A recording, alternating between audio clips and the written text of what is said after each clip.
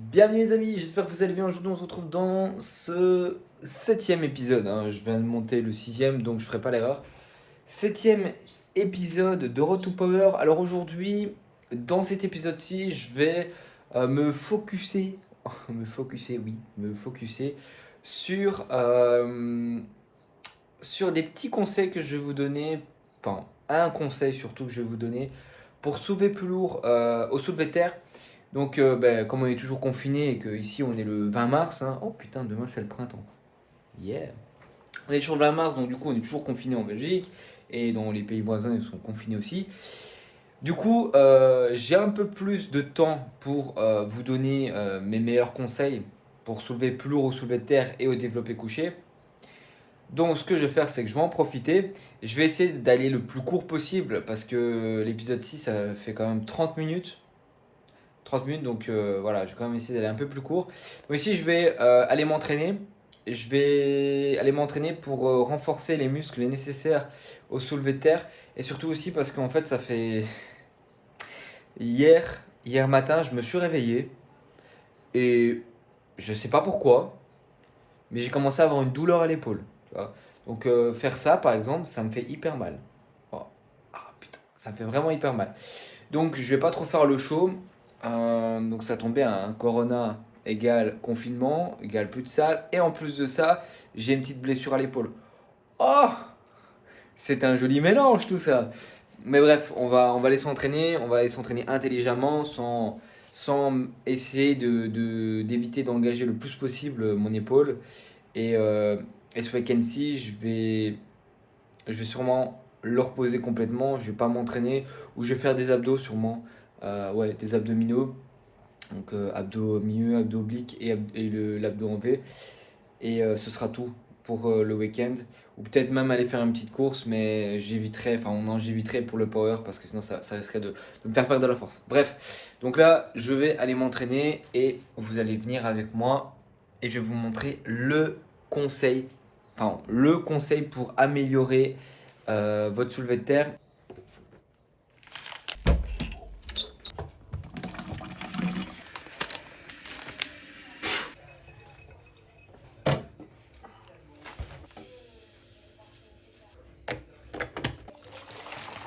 Ce qui est ultra bizarre, c'est que euh, j'ai mal à l'épaule, mais genre, tu vois, par exemple là, ça je peux soulever ma gourde de 2 litres sans avoir mal. À part si maintenant je fais une élévation, tu vois. À partir du moment où je fais une petite élévation, j'ai mal à l'épaule. Donc à mon avis, allez, c'est juste le muscle qui s'est froissé euh, dû à un faux mouvement. Ça m'est déjà arrivé une ou deux fois ça. Et ça va sûrement prendre 3 4 jours avant que je puisse refaire des élévations. Bref, je vais préparer le matos. En fait, on va faire 2 exercices pour les jambes. Mais avant ça, je vais t'expliquer les 3 parties du corps qui sont mises en jeu au soulevé de terre. Comme ça, tu vas comprendre pourquoi est-ce que je vais faire ces 2 exercices-là. Bon, déjà aussi parce que j'ai pas le choix et parce que c'est les 2 seules idées que j'ai eues. Je pourrais faire des fentes, mais j'ai pas envie de faire des fentes. J'en ai vraiment pas envie. C'est le seul exercice en musculation que je déteste et que je fais par tous les moyens l'éviter. C'est vraiment, je déteste cet exercice-là. J'aime bien faire tout ce que tu veux en jambes, mais pas les fentes. Pas les fentes. Pas les fentes. Bref, je vais trouver un emplacement pour te poser, pour t'expliquer ça correctement. Donc, je vais vous expliquer les 3 parties fondamentales lors d'un soulevé de terre. Du coup, on fait un soulevé de terre. Vous allez sûrement avoir la barre au sol. Et quand vous allez aller chercher la barre, vous allez vous mettre en position de squat. Donc, comme ceci. Ce qui va se produire, c'est que là, la première position, c'est comme tu vois, bon, position de squat. Ce qui va se passer, c'est quand tu vas prendre la barre et que tu vas pousser, tu vas du coup relever tes jambes. Ce qui va faire que ça, c'est la première position. À partir du moment où la barre arrivera au milieu de la parallèle de tes hanches ou de ta queue, qu'est-ce qui va se passer? La deuxième partie va s'enclencher.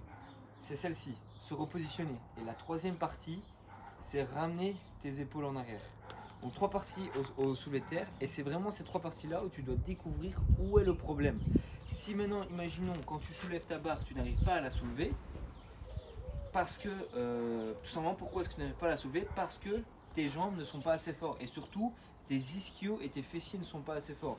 C'est très rare que ce soit les quadriceps. Si c'est les quadriceps, c'est que tu as vraiment des jambes de poulet. Pourquoi tu regardes par là? C'est que tu as vraiment des jambes de poulet. Ensuite, la deuxième partie, là où ça pourrait bloquer, imaginons que tu arrives là et que tu n'arrives pas à ramener la barre, ton corps droit, pour pouvoir valider ton mouvement. Qu'est-ce qui peut se passer? Il peut se passer que ça vient soit de tes lombaires, ou soit de tes abdominaux. Alors c'est assez généralement rare que ce soit tes abdominaux, mais ça peut l'être. Et ensuite vient le mouvement où on valide, donc la troisième partie. Là ce sera soit tes trapèzes ou soit tes dorsaux arrière.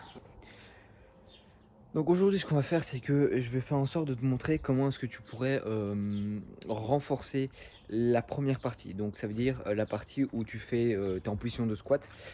On va renforcer cette partie-là, et cette partie-là, pour la renforcer, il y a un exercice phare. Genre, pour moi, c'est l'exercice qui m'a permis de pousser plus lourd et de péter cet obstacle de ne pas avoir assez de force au niveau de mes ischios et de mes fessiers lorsque je faisais du soulevé de terre. Donc, cet exercice, c'est du demi-soulevé de terre. Donc là, je vais te le montrer après, ou je vais te le faire passer pendant que je parle. On verra au montage, je verrai ce que j'ai fait. Du coup, on va faire du demi-soulevé de terre.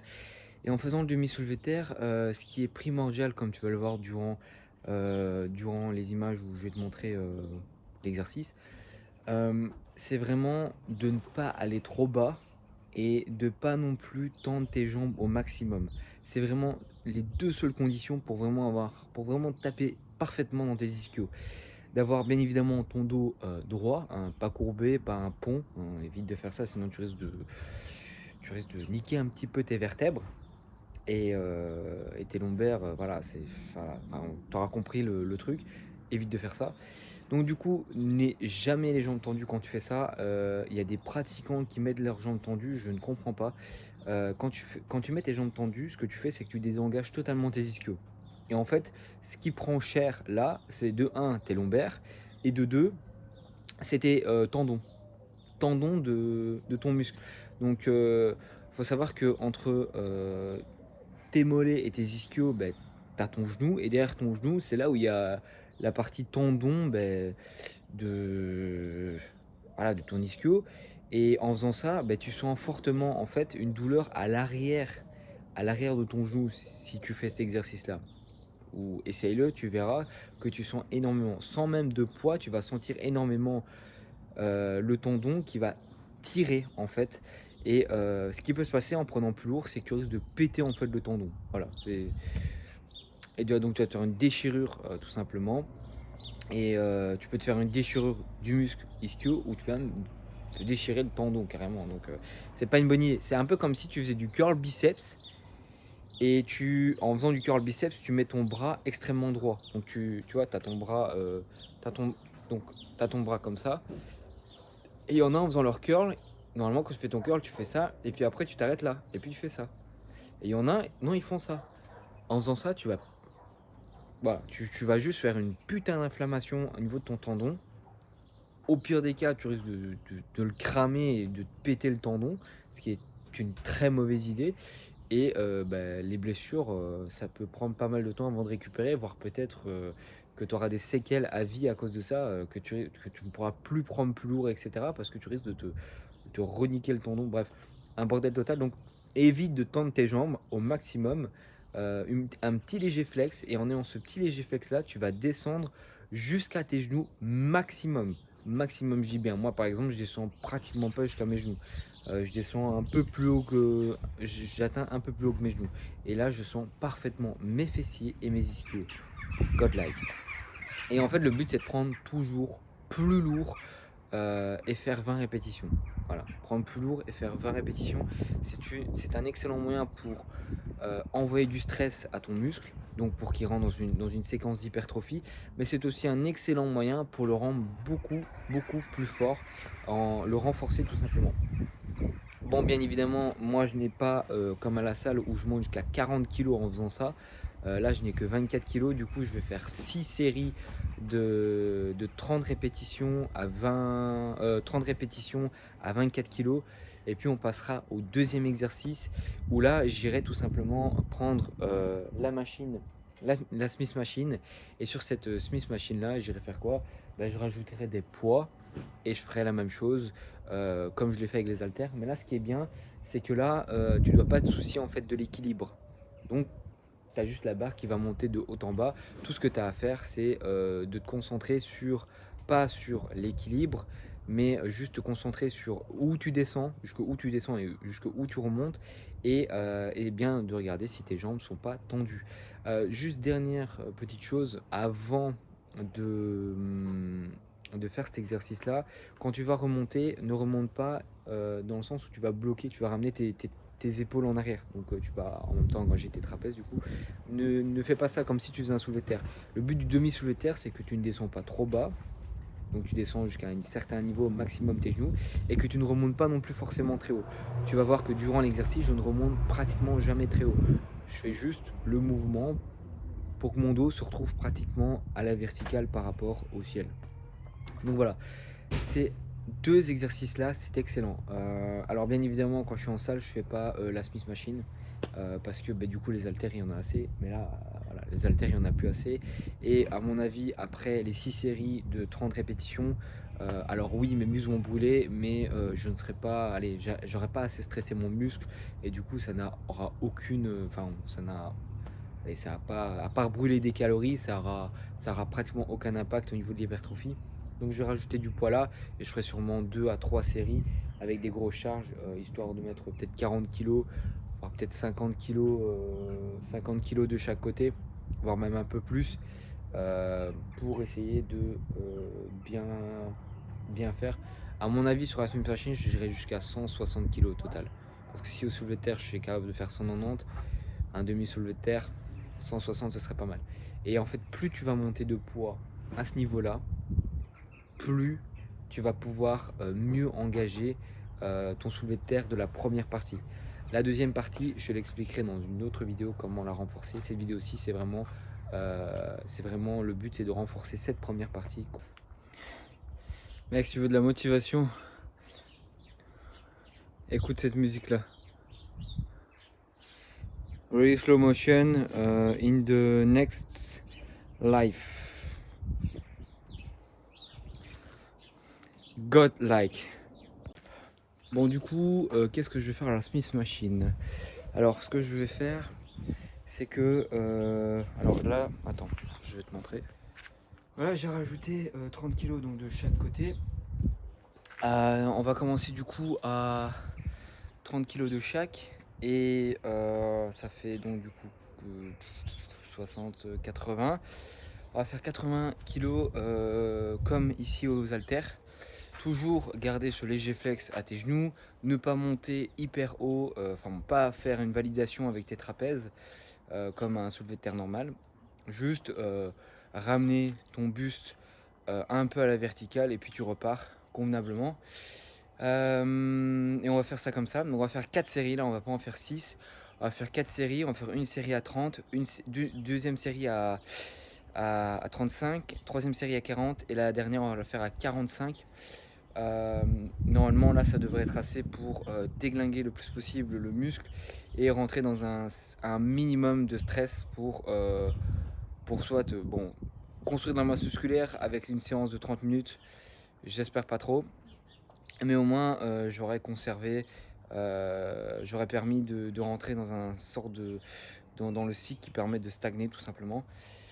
Et comme ça c'est parfait, et aussi faire en sorte que voilà, je perds pas trop ma force.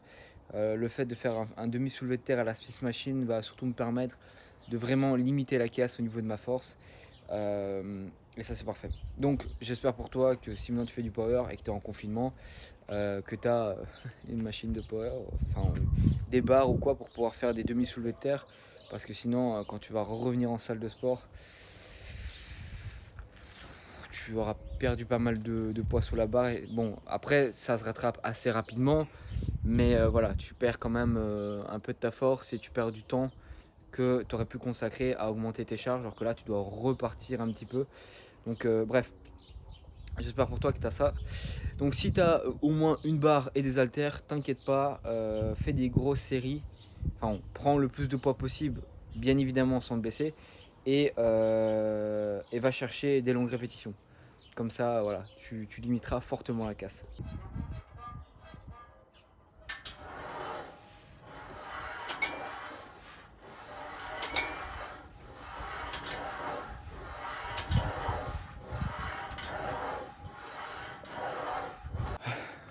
Bon, je crois que c'est pas une très bonne idée de faire d'une smith machine. Regarde ma main, vieux. Putain. De l'autre côté, ma blessure là. Oh, elle s'est agrandie en plus. En fait, avec le curl, elle s'est agrandie de plus en plus. Et du coup, bah maintenant, t'as vu l'entaille. Enfin, en fait, quand je monte ça, je dis, mais c'est rien, c'est un petit bobo, tu vois. Sauf qu'en fait, l'entaille, elle est tellement profonde que en serrant ma main, juste faire ça, j'ai hyper mal. Tellement qu'elle est profonde cette merde. Donc tu t'étonnes que quand je prends des barres comme ça, surtout que là, le pire, c'est que la barre, elle a des encroues. Genre, il y a la grippe, elle est pourrie.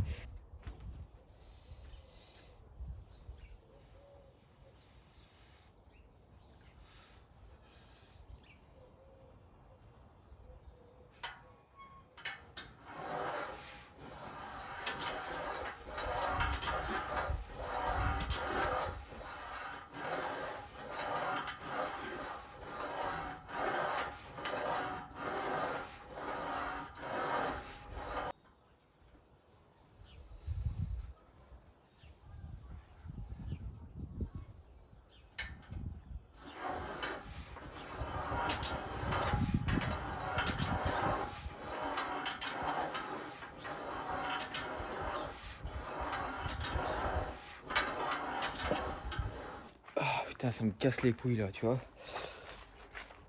En fait, ce qui se passe, c'est que, tu vois, dans la vidéo précédente, je t'avais montré que j'étais en train de nettoyer cette machine là, qui était rouillée.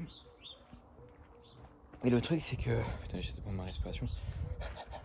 Et le truc, c'est que là, eh ben, le dessus, bon, ça va. Hier, quand j'ai fait le développé couché, j'avais un peu de résistance. Mais là, en faisant le soulevé de terre, le dessous est tellement rouillé. Enfin, il y a tellement. Je sais pas ce qu'il y a, mais c'est tellement rouillé qu'il y a une énorme résistance. Genre, ça bloque complètement la barre. Là, bien évidemment, là, je suis plus à 30 kg, quoi. Là, je suis à 40 kg de chaque côté. Ce qui fait qu'on est à 100 kg. Bien évidemment, quand je fais un soulevé de terre, enfin un demi-soulevé de terre comme ça, où il y a juste l'arrière de la jambe et le lombaire qui rentrent en compte, 20 répétitions à 100 kg avec une résistance de dingue, bah t'oublies quoi. Enfin, tu vois, t'oublies. Donc là, j'ai fait 8 répétitions. Donc j'espère vraiment que je vous aurai appris un petit truc. Je vous aurai appris un petit truc ici concernant la partie numéro 1 du soulevé de terre. Le but, c'est vraiment de vous montrer. Alors bien évidemment, si vous voulez améliorer votre soulevé de terre en partie 1, donc en partie squat, en position de squat, il n'y a pas que le demi-soulevé de terre à faire, hein, bien évidemment. Personnellement, j'ai 9 exercices jambes, tu vois. Mais ce qui fait vraiment une réelle différence, c'est cet exercice-là, tu vois. Il faut absolument que cet exercice-là apparaisse dans votre séance jambes quand vous pourrez retourner à la salle. Ou si maintenant vous avez les moyens de faire cet exercice-là parce que vous avez des haltères, etc., faites-le. Vraiment, faites-le. C'est un superbe exercice. Et tu verras que tous les powerlifters qui réussissent leur compétition, alors bien évidemment, il faut qu'ils vous montrent leur entraînement, mais tu verras que, en tout cas, par exemple, prends Max Training. Si tu prends Max Training, tu verras que lui aussi a cet exercice-là dans ses séances de sport pour améliorer à la fois son squat, hein, parce que le demi-soulevé de terre, réellement, ça te permet vraiment de bien prendre plus lourd au soulevé de terre, oui, mais aussi au squat. Mais c'est là où les prochaines vidéos seront intéressantes. J'ai reçu de très très bonnes nouvelles concernant les solutions que je vous avais dit pour le squat libre. J'ai reçu des très très bonnes nouvelles et tu verras quelle solution est-ce que j'ai trouvé. Ça m'a mis du temps pour la trouver, mais elle est là. Et elle arrive. Et les squats arrivent. Normalement d'ici début avril, les squats, sûr et certain, on commence. Ça va être nice ça. Bref, moi je vais terminer le dernier soulevé de terre et je vais te laisser sur ça. Et je te souhaite une excellente journée. Prends soin de toi et à la prochaine pour l'épisode 8 de Road to Power. avec des choses très intéressantes. J'ai déjà mes idées pour l'épisode 8, ça va être hyper intéressant. À la prochaine.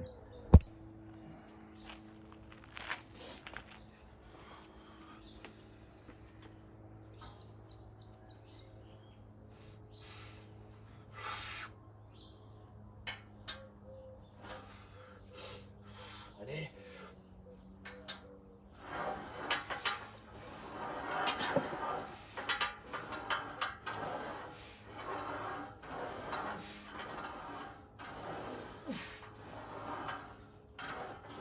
Allez, putain.